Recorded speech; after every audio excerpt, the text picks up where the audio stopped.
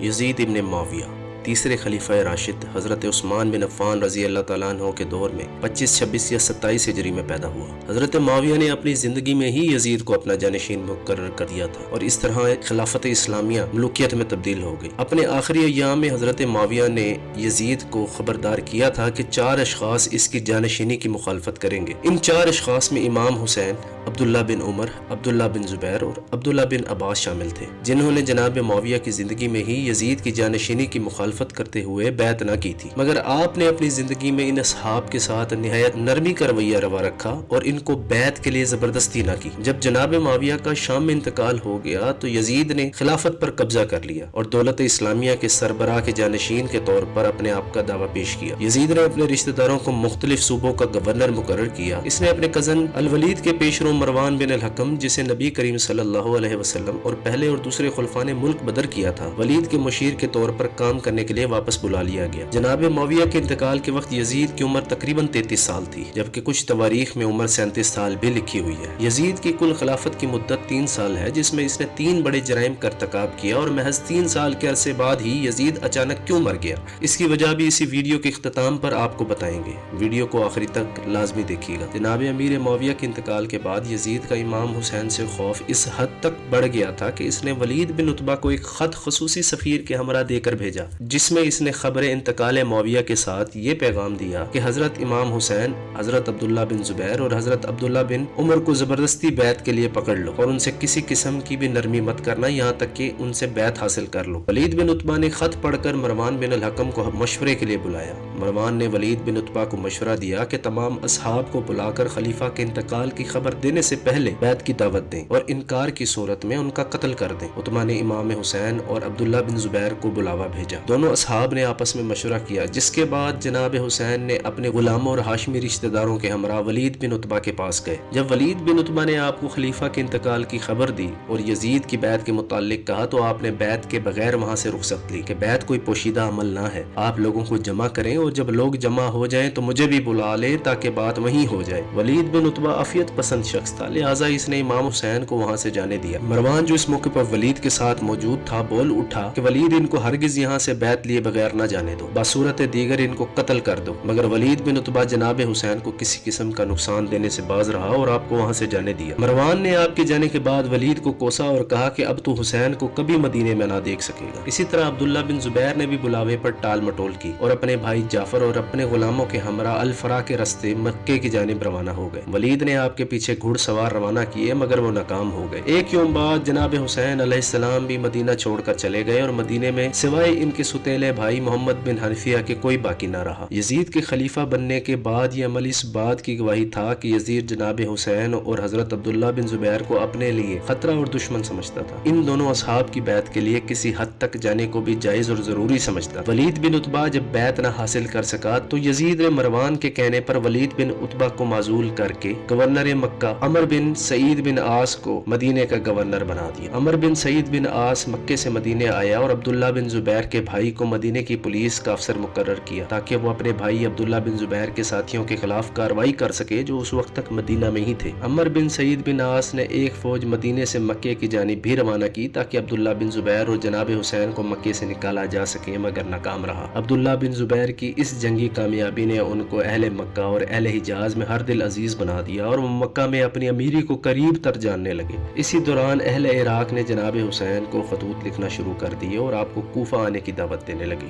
انہی خطوط میں بے حد اصرار پر آپ نے اپنے چچا زاد بھائی مسلم بن عقیل کو کوفہ بھیجا تاکہ کوفے کے حالات معلوم کر سکیں۔ مسلم بن عقیل کوفہ پہنچے تو اہل کوفہ نے جوش و خروش سے آپ کا استقبال کیا اور ایک ہی یوم میں 12,000 لوگوں نے آپ کے ہاتھ پر جناب حسین علیہ السلام کی بیعت کی، جو کہ بڑھ کر اگلے دن 18,000 ہو گئی۔ مسلم بن عقیل نے کوفے کے حالات کو سازگار دیکھ کر ایک خط امام علی مقام کی جانب روانہ کیا اور آپ کو کوفہ آنے کی دعوت دی۔ کوفہ کے گورنر نعمان بن بشیر رضی اللہ عنہ نے حالات کو دیکھتے ہوئے لوگوں کو بیعت سے روکا مگر سختی سے کام نہ لیا اور فرمایا کہ جب تک اہل کوفہ مجھ سے جنگ نہ کریں گے میں ان سے ہرگز جنگ نہ کروں گا۔ نعمان بن بشیر کے اہل کوفہ سے سختی نہ کرنے پر یزید کے چاہنے والوں نے کوفہ کے حالات کے متعلق یزید کو لکھ بھیجا۔ یزید نے کوفے سے نعمان بن بشیر رضی اللہ عنہ کو معزول کیا اور بصرہ کے گورنر عبید اللہ ابن زیاد کو کوفے کا بھی گورنر مقرر کر دیا۔ کوفہ کے حالات کو سنبھالنے کے لیے ابن زیاد خاموشی سے سر پر سیاہ امامہ باندھے اور امامے سے منہ چھپائے رات کی تاریکی میں 17 افراد کے ہمراہ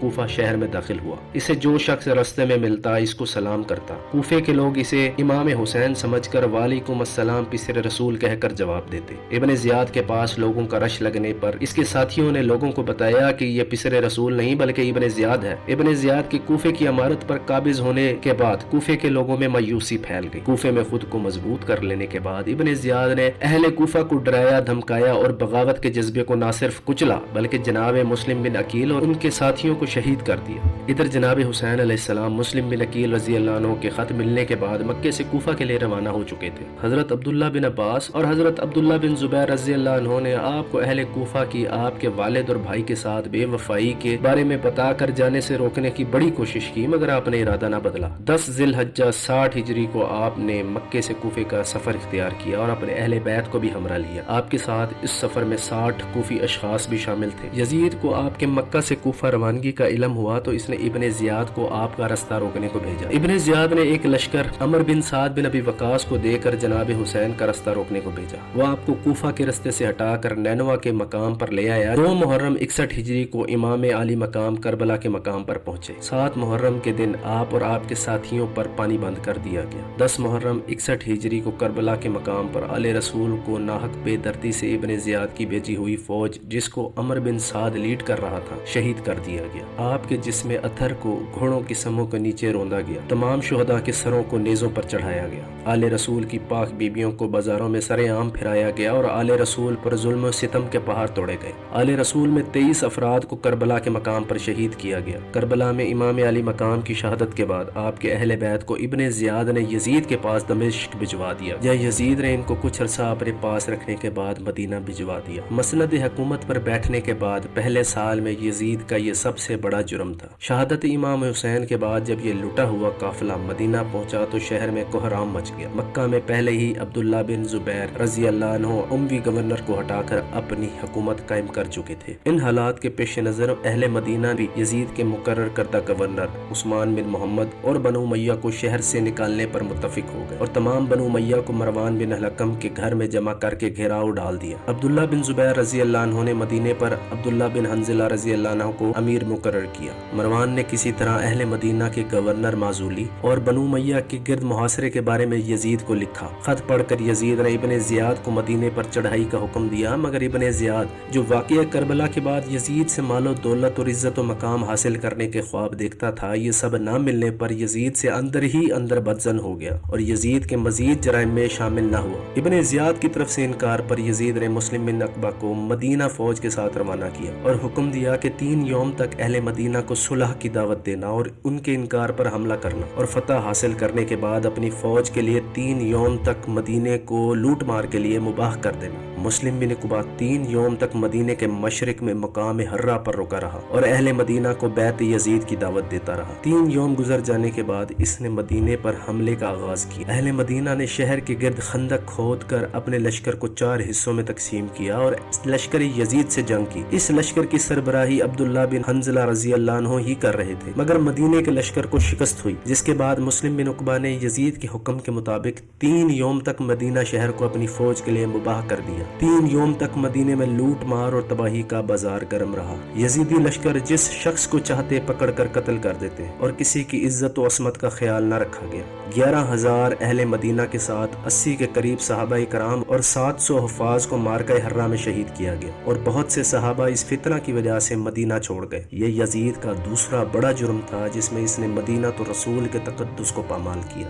मुस्लिम बिन उकबा ने मदीने में रूह बिन ज़ंबाह को नायब मुकर्रर किया और वाक़या हर्रा के बाद 64 हिजरी के आगाज में मुहर्रम के महीने में अब्दुल्ला बिन जुबैर रज़ी अल्लाह अन्हु और उनके साथियों से जंग की गर्ज से मक्के का रुख किया, मगर रस्ते में बीमार पड़कर मर गया और अपने बाद यजीद की हिदायत के मुताबिक हुसैन बिन नुमेर को अपनी जगह लश्कर का अमीर मुकर्रर किया और मरने से पहले इसको वसीयत की कि मक्का पहुंचते ही 3 यौम के अंदर जंग करे। हुसैन बिन नमीर 64 हिजरी मुहर्रम के 7वें यौम मक्का के बाहर पहुंचा। अहले मक्का ने अहले शाम से बड़े जिगरी से जंग लड़ी। अब्दुल्ला बिन जुबैर रज़ी अल्लाह अन्हु जंग के दौरान अपने खच्चर के फिसलने की वजह से गिर पड़े। आपके साथियों ने आपकी हिफाजत के लिए जानों के नजराने पेश किए। माह मुहर्रम और सफर में जंग चलती रही और रबीउल अव्वल के महीने में शामी लश्कर ने शहर के गर्द मंजनीके नस्ब की और शहर मक्का पर आग के गोलों की बारिश कर दी, जिससे काबे के गिलाफ और दीवारें जल गईं। रबीउल अव्वल के आखिर तक मुहासरा मजीद जारी रहा, यहाँ तक कि यजीद की मौत की खबर आ गई। कहा जाता है कि अब्दुल्ला बिन जुबैर को अहले शाम से पहले यजीद की मौत की खबर मिल गई तो उन्होंने लश्कर यजीद को कहा कि तुम्हारा सरकश हलाक हो गया है, तुम में से जो इसके साथ शामिल होना चाहता है शामिल हो जाए और जो अपने मुल्क शाम जाना चाहता है बस वो यहाँ से चला जाए। लश्कर शाम ने पहले इस खबर को गलत समझा, मगर खबर की तस्दीक के बाद मुहासरा नाकाम छोड़कर शाम चले गए।